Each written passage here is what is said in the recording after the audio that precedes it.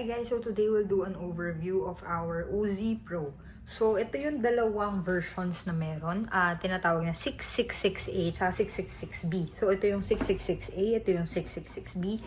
Tapos ang main difference nila is itong part na to, yung parang fishbone niya. So itong si A, meron siyang parang, hindi ko alam guys kung anong tawag dito, parang grip of some sort. So yan, meron siyang ganyan. Tapos yung fishbone niya is hindi all the way dito sa top, kundi dito lang sa bottom. Ito namang si B, buo siya.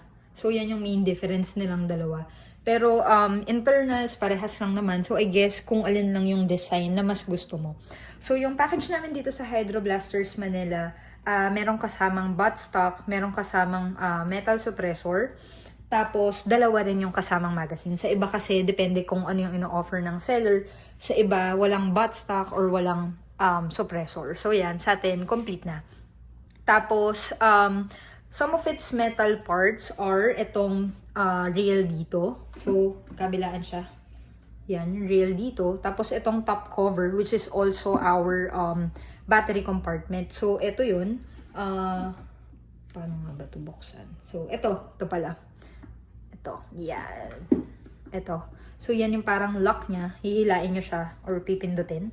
Tapos, aangat tong top cover. Medyo matigas lang siya. So, ito. Yan. Matatanggal to. Mabigat siya, guys. Itong part lang na to. Kasi metal tong buong cover na to. Ayan. So, ano siya? XT30 yung battery. So, may kasama rin to, guys, na decorative lang na green dot. So, pinipindot lang to. Green side. Hindi ko alam, guys. Pero hindi siya functional. Hindi siya na-adjust. So, ilaw lang. Decorative lang talaga. Pero kasama na rin to sa package. Tapos, foldable din yung buttstock natin.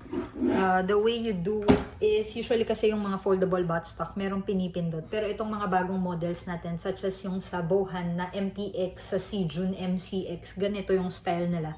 Wala nang button. So, what you have to do is, itong mismong buttstock, parang ililift mo siya pataas para tumiklop siya. So, ayan.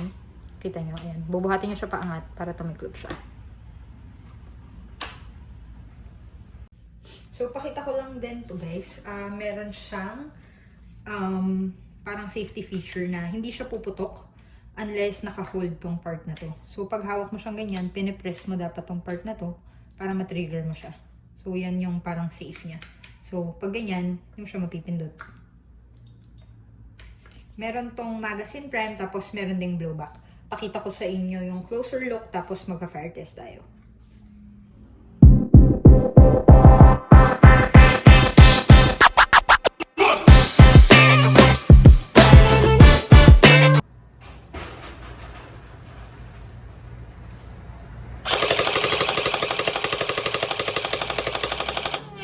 Blasters Manila.